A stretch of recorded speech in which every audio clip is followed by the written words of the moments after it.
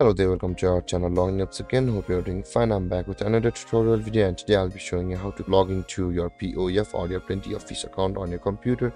And now without further ado, let's dive right into the video. But before that, don't forget to like, subscribe and hit that bell icon for more videos. Now to log into your POF or your PlentyofFish account on your computer, first open up your preferred browser.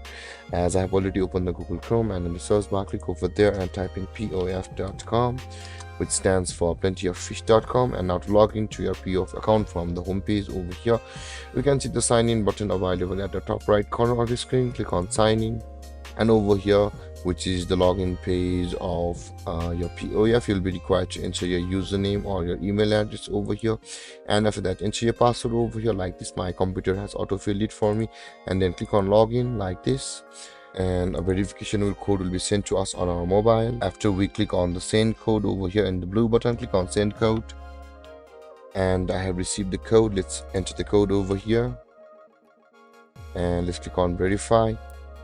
And there guys, we have successfully logged into our PlentyofFish account over here.